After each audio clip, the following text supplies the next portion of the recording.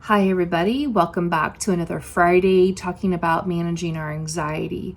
Much like grief, when there's a quick and sudden shift that needs our immediate attention, anxiety rises and falls like a wave crashing on the seashore.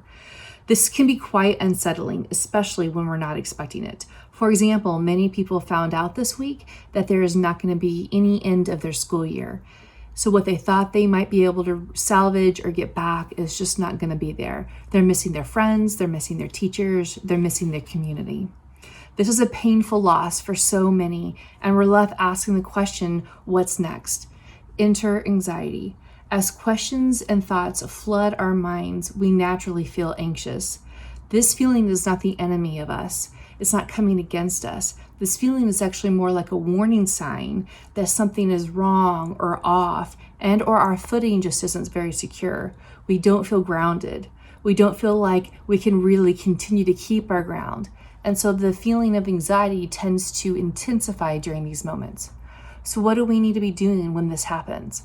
Well, the first thing we need to do is to be able to take a breath. This can sound cliche, but it's really not. God, in all his infinite wisdom, designed our bodies to respond to this kind of anxiety and bring us back to this neutral spot. This kind of breathing I'm referring to is a very slow breath. So it's a 5-second inhale and a 5-second exhale. And this is what that looks like.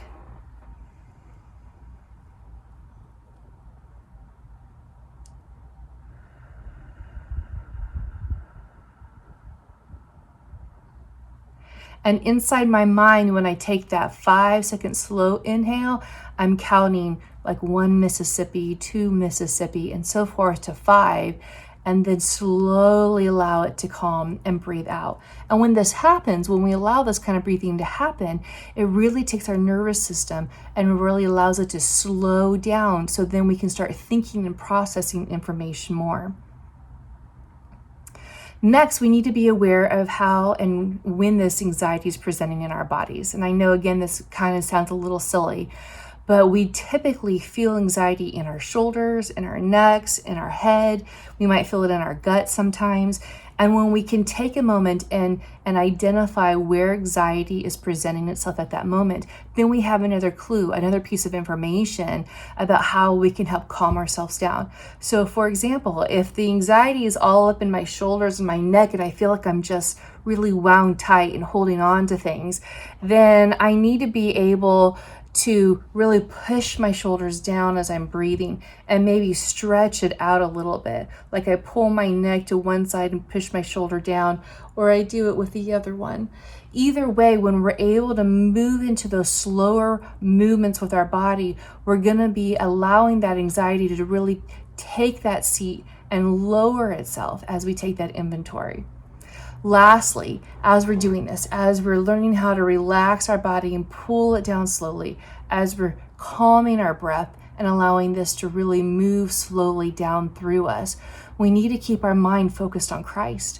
When we do this, we're going to feel more grounded and secure.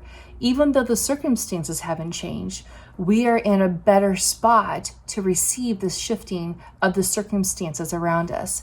The Apostle Peter is a great example of someone who struggled with grounding himself in Christ when the circumstances around him quickly shifted.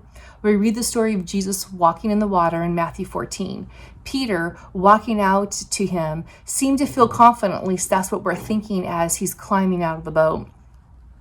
But in verse 30 it says, "But when he saw the wind, he was afraid." I can't imagine the amount of anxiety that Peter felt in that moment. Everything he knew to be true, he experientially discovered was not true.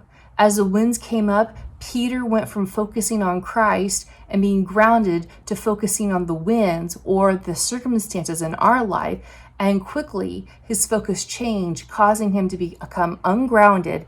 And as a result of being ungrounded, he now began to feel anxious and started sinking.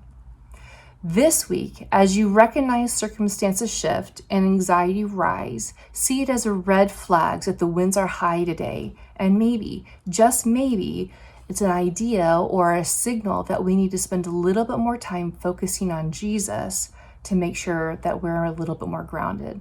I hope and pray that you have a wonderful week this week, and I look forward to seeing you next Friday.